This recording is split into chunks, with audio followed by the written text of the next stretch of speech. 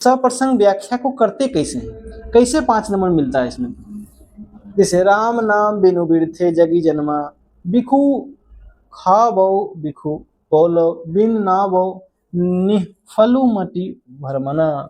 ये लाइन केवल है, इसको एक्सप्लेन करके लिखिए, आपको मिलेगा 100%। क्वेश्चन आता है ये लाइन, नीचे दिए गए लाइन को 100% व्याख्या करें, आपको मिलेगा उसमें 5 नंबर। कैसे मिलेगा, टॉपर्स फॉर्मेट, टॉपर का हम नोट्स देखे कैसे लिखता है, जब वो भी आया था तब हम चेक किए, तब देखे कैसे लिखता है, कैसे लिखना कैसे चाहिए। देखो क्या है, संदर्भ, पहले ब्लैक पेन से क्या लेना, संदर्भ, इंग्लिश में, इंग्लिश रेफरेंस लीजिए, इंग्लिश नहीं लिखना है, संदर्भ। उसके बाद प्रस्तुत पंक्तियां हमारी पाठ्य पुस्तक गोधिली भाग 2 के काव्य खंड के राम नाम बिनु बिरथे जगी जन्मा शीर्षक पाठ से ली गई है। इसके रचयिता निर्गुण भक्ति धारा के प्रमुख कवि गुरु नानक देव जी हैं। इतना सा हो गया। ये क्या हुआ, संदर्भ कहाँ से लिया गया है। उसके नीचे प्रसंग, प्रसंग किसको बोलते हैं, जो सेम दो लाइन एकदम सटीक उसका हिंदी मीनिंग होता है। इस पंक्ति में गुरु नानक जी ने बताया कि राम यानी ईश्वर के नाम स्मरण के बिना मनुष्य का यह जीवन व्यर्थ है, वे बाहरी दिखावे और कर्मकांड का विरोध करते हैं। बस इतना को इतना मीनिंग है। इसका व्याख्या क्या बोला, 100% व्याख्या, संदर्भ के साथ प्रसंग को लेते हुए व्याख्या करना है। अब व्याख्या नीचे कर दिए हैं।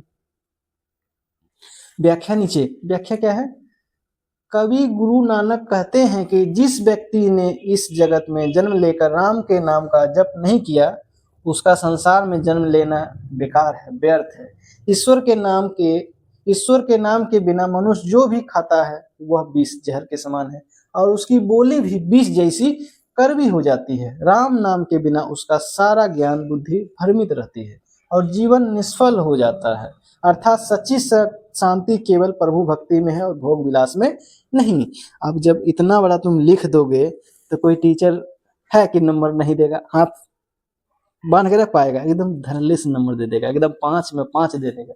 इसीलिए है आपको ये पता होना चाहिए कि कैसे लिखा जाता है। यदि ये ध्यान रखना एक चीज, यदि तुमको ये पूरी अच्छी तरीके से नहीं पता हो तो तुम जो है ना संदर्भ प्रसंग व्याख्या नहीं लिखना। यदि बहुत अच्छा से पता है तब, नहीं पता हो तो लिखना प्रस्तुत पंक्ति यहाँ लिख के यहाँ तक लिख सकते हो, उसके बाद पैराग्राफ चेंज करके फिर यहाँ से लाइन लिख के यहाँ लिख देना। फिर यहाँ यदि तुमको बहुत अच्छा से पता है तब लिखना संदर्भ प्रसंग व्याख्या, ताकि ऐसा नहीं कि तुम इतना अच्छा सजा के लिखो उसमें गलती लिख दो तो टीचर तुरंत पकड़ लेगा। इसीलिए यदि नहीं पता है, थोड़ा सा डाउट है, तो संदर्भ लिख देना, नहीं लिखना, प्रस्तुत पंक्ति यहाँ से लेकर यहाँ तक उतार देना, फिर ये इस पंक्ति को उतार देना है, यहाँ से नीचे लिख देना। ठीक है, ऐसा मैंने दो तीन जगह मैंने बताया है, 2-3 को एग्जाम्पल दिया है। जैसे एक लिया है, कम वक्त नाखून बढ़ते हैं तो बढ़े, मनुष्य उन्हें बढ़ने नहीं देगा। इसका 100% व्याख्या करना है। प्रस्तुत संदर्भ में क्या है, प्रस्तुत गद्यांश हमारी पाठ्य पुस्तक गोधिली भाग 2 के गद्य खंड में संकलित ललित निबंध नाखून क्यों बढ़ते हैं से लिया गया है। इसके लेखक हिंदी साहित्य के महान निबंधकार आचार्य हजारी प्रसाद द्विवेदी जी हैं। प्रसंग में क्या है, यहाँ लेखक ने नाखून को पशुता यानी जानवरपन का प्रतीक है और उन्हें काटने को मनुष्यता का प्रतीक माना है। वे मनुष्य को जीने की इच्छा का वर्णन करते हैं। ये हो गया सप्रसंग व्याख्या। अब क्या है नीचे, व्याख्या। व्याख्या में लेखक का कहना है कि नाखून बार बार बढ़ते हैं, जो यह दिखाता है कि इंसान के अंदर अभी भी आदिम हिंसक पशुता बची हुई है, लेकिन मनुष्य अब सभ्य हो चुका है, शिक्षित हो चुका है। वह अपनी इस पशुता को स्वीकार नहीं करना चाहता। इसीलिए जैसे ही नाखून यानी बुराइयां सिर उठाते हैं, मनुष्य उन्हें काट देता है। लेखक को विश्वास है कि अंत में मनुष्य की इंसानियत ही जीतेगी और वह अपनी पाशविक प्रवृत्ति एनिमल इंस्टिंक्ट को अपने ऊपर हावी नहीं होने देगा। इसे पहले तुम देखे हो, इस टाइप से लिखा हुआ, दिल से बताना और कमेंट करना है कि हाँ सर इससे पहले देखे हैं कि नहीं देखे। इतना सटीक रूप से बढ़िया से सिस्टमेटिक रूप से कोई टीचर आपको दिया हो लिख करके कि सर एकदम ऐसे ऐसे लिखना है, नहीं मिला है। रेयर एक आध टीचर मिले तो ऐसे लिख करके देता है, नहीं देता है। ठीक है, क्योंकि उसको एक्सपीरियंस नहीं है, कॉपी चेक करने का एक्सपीरियंस नहीं है। मैंने कॉपी चेक किया, 2-2 साल कॉपी चेक किया है बोर्ड का, तो इसमें पता है कि नहीं कैसे लिखा जाता है। उसमें इंस्ट्रक्शन आता है कि कैसे कैसे आपको लिखना है, कैसे कैसे नंबर देना है, कैसे बैठाना है। इसीलिए जैसे बोल रहा हूँ एकदम सही बोल रहा हूँ, एकदम करेक्ट बोल रहा हूँ। ठीक, इसी विषय में गलती एकदम लिख के आना, देखो के बाद नंबर देखना कैसे नंबर आता है, कैसे नंबर कटता है, ये सभी पता है। ठीक है, इसलिए ऐसे लिखो, नंबर कभी नहीं कटेगा। 100 में 100 जेकर नंबर आता है, देखता हूँ 100 में 100 आ गया, तो 100 में 100 ऐसे नहीं आता है। तुम जानते हो, वो भी तुम्हें इतना जानता है जितना तुम जान रहे हो उतने वो हो जानेगा, मगर उसको लिखने की शैली बहुत अच्छी है। मगर क्या है, ज़्यादा टीचर पढ़ा देते हैं मगर लिखने की शैली नहीं बताते कि लिखना कैसे कैसे लिखे जो हमको फुल में फुल नंबर मिल जाए। ठीक है, ये बहुत कम टीचर बता पाते हैं कि आपको कैसे लिखना है। ठीक, हाँ एक ये है एसडी में, मतलब मेरा ऑफलाइन बैच आ रहा है 20 जनवरी से, और मेरा ऑनलाइन बैच अभी नहीं है, ऑनलाइन बैच आएगा आप सबको, जो एग्जाम खत्म हो जाएगा पूरी तरीके से, मार्च से मैं ऑनलाइन बैच लाऊंगा। इसलिए आप सभी जितने भी छोटे छोटे बच्चे हैं, भाई बहन है, दोस्त है, यार है, सबको बोलना है कि सर के पास ऑफलाइन पढ़ने के लिए जाओ। ठीक है, बहुत अच्छा से यहाँ पढ़ाएंगे एक्सपेरिमेंट के साथ, तुमको रटना नहीं है, केवल रटना नहीं सिखाएंगे आपको, अपने कैसे शेर बन सकते हो, अपने खुद शेर बनना है, खुद दहाड़ना है बहुत अच्छे से। शिक्षा से उस क्या बोलते हैं, शिक्षा उस शेरनी का दूध है, क्या बोलते हैं, शिक्षा उस शेरनी का दूध है जो पिएगा वो धारेगा। ठीक है, हम कितनों नीचे से आए, कितनों एकदम मेरे पिताजी करीब थे सब चीज, मगर हम हैं, हम टीचर बन गए। मेरा भाई रेलवे जेई में हो गया, आराम मस्त एकदम, कितनों सैलरी आएगा अभी भी आएगा, तो पिताजी खुद अब कमाने लगे हैं, बहुत अच्छा सैलरी, मतलब घर में बड़ी मस्ती, सब खुश हैं। मगर एक टाइम में मतलब 2-3 साल पहले तो मेरा आके देखता घर पे, तब देखो कितना कितना परेशानी था मेरे घर में, पैसा की बहुत किल्लत थी। मगर मैंने भी यही सोच लिया, ठान लिया कि नहीं, कितनों कष्ट करके पढ़ने, पटना में पढ़ा। मैं कहाँ पढ़ा पता है, कि मैंने मैट्रिक किया यहाँ से, मैं हमेशा इच्छा था कि मैं बहुत अच्छा कॉलेज में पढ़ूँ, मगर कि पैसा नहीं रहता था तो नहीं पढ़ पाता था। स्कॉलरशिप भी मिलता था, दीदी मदद करती, दीदी देती थी पैसा, तो मतलब चल जाता था, मगर कि बहुत कष्ट होता था। जितना दोस्त मेरे साथ दोस्त रहते थे, सब घूमने गए, कुछ कुछ खाए, कुछ नया नया कपड़ा खरीदे पर्व त्योहार में, मगर मैं नहीं खरीदता था।